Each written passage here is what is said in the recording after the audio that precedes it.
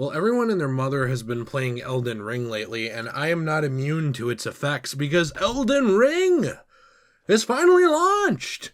It's excitement for Soulsborne fans and gaming fans alike, and even the George rancidly ridiculous Martin fans.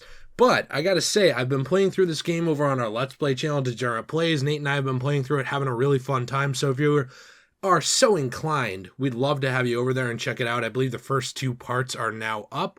So I hope to see you there. The link is in the description to that channel down below.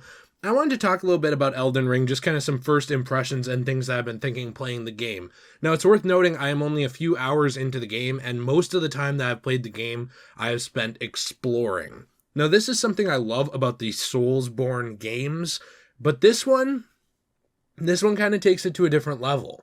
What I'm interested to see with this is the scope. Because, we do know, especially from games like Assassin's Creed Unity, where they just pack the map with all kinds of stuff, and half of it you probably don't really want to mess with, right? We know in gaming that scope does not always mean better. But one of the things that I have loved so far with the scope of Elden Ring is that it does still feel intentional. Something that really worried me playing this game, like going into it, and granted, maybe my opinions will change much deeper into the game, but something that did worry me was intentionality. When you expand your scope so much, you run the risk of making a lot of it feel random, disjointed, and uninteresting. That's just something that games have an issue with. When you go from a more focused, confined experience, think Dark Souls 1, Demon Souls, Bloodborne, I would say the other Dark Souls games to a lesser extent as well, where it is not a linear game per se, but there are linear paths that you progress on, there are wide open areas that you progress through, there are exploration elements and missables and lore and all this stuff, but when it's such a smaller world in a lot of those games and not quite as wide open, with often the illusion of openness sort of replacing the openness, when you get to a wide open game, you do run the risk of losing the plot, of losing the lore. When you look at Dark Souls 1, when you look at Bloodborne, those two games especially, and I know the other games do it too, but those two to me are some of the best. Those two games really are intentionally designed. When you get to an area and you find something, or there's things on the ground or on the wall, or hidden secrets, or just even the way the world is laid out, it's done so for lore purposes. It's done so because it's part of the story, because it's part of the world, and it's how that world works. When you get to somewhere like Anne Orlando and it's connected somewhere else in Dark Souls, there is a reason for why the world is designed that way and why it flows in that way. Elden Ring is really interesting because it's less about those linear paths and more about a wide open, big world pretty much, with a bunch of little paths in it. A lot of those are also missable and skippable. If you look at things like Ash Lake from Dark Souls 1, there are areas that are missable in Dark Souls that just don't actually need to be explored. That's the same thing with Bloodborne, with Castle Cainhurst. You can beat the game without ever going and doing any of that. But you're missing out on a lot if you don't. The thing with Elden Ring is that those kinds of things are everywhere. There are mini dungeons, big dungeons, NPCs, explorable little side things to do all over the place, and also roaming bosses. That's one of the things I find very interesting about this. I don't know to what extent they roam, but for me especially, that's something I'm not used to. I was out just kind of running around in the world, and I ran into a boss just in a wide open area, and he completely cleaned my clock, just destroyed me. Things like that are very interesting to me because they remind me a lot of something like Zelda Breath of the Wild. These are things where you can go in these little dungeons, or you can find these secrets and enemies and fun little things just kind of while you're walking around the world exploring. You can get better while you're doing that, but the game still doesn't hold your hand. Just because it transformed into a wider open, bigger scale, it doesn't mean that it's all of a sudden become Skyrim, where there's a waypoint all over the place, or a quest map actually telling you where to go, things like that. It is still very much you on your own discovering it, but this game does seem like it would appeal very much to fans of an open world, maybe even fans who aren't super Soulsborne fans, who haven't been playing Demon Souls, Bloodborne, Dark Souls, and that kind of stuff. It's accessible enough to those people, I think, to learn the game, but this is very much a I really feel like this is a Dark Souls spiritual successor. I mean, a lot of the game feels like it's combined elements of Dark Souls and Bloodborne especially to make something really interesting. I've seen some complaints about this game with the character creator. A lot of it's people trying to make it political and talk about how, they can't design this very specific thing in it. I don't know. I think the character creator is probably the best in this game that it has been in a FromSoft game.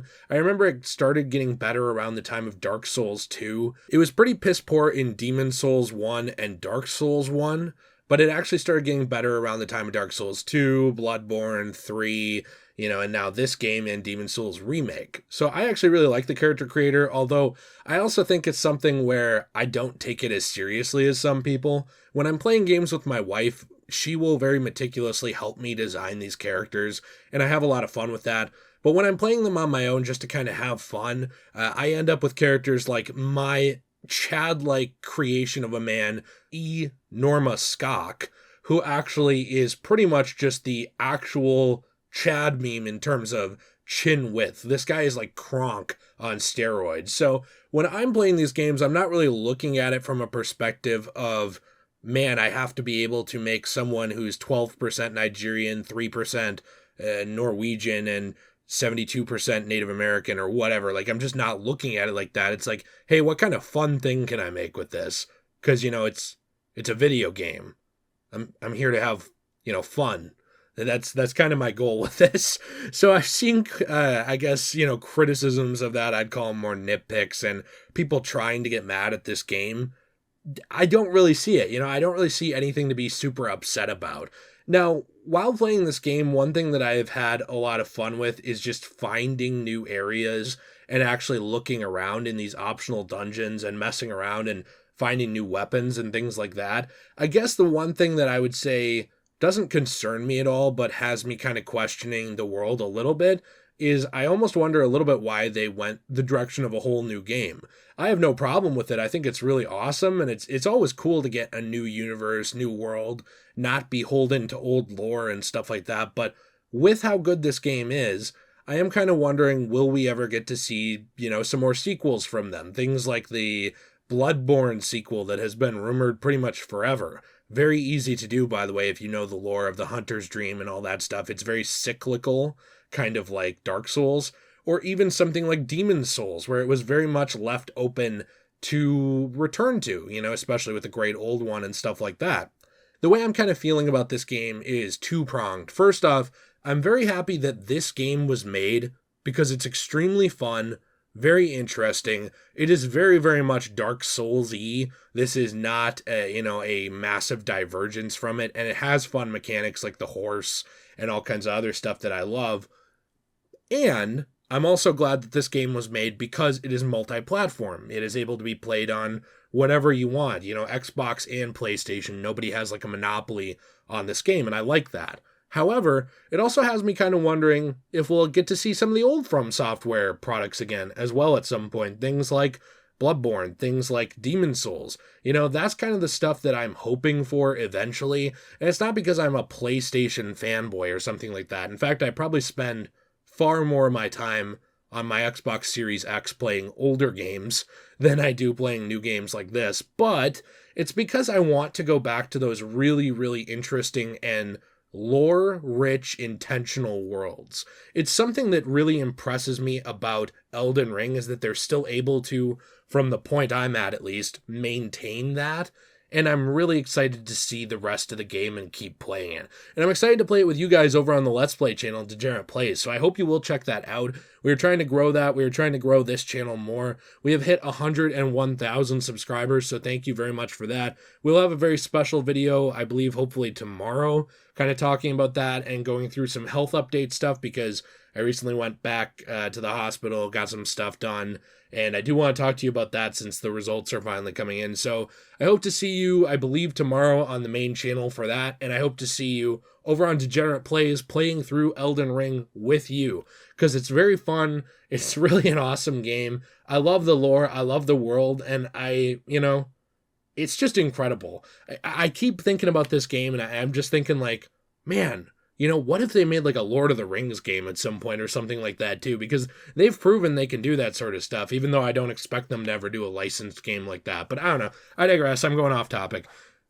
Look forward to seeing you on both channels. Have a fantastic day. Please subscribe if you are not already. And as always, everyone, stay shui. And thanks for being you.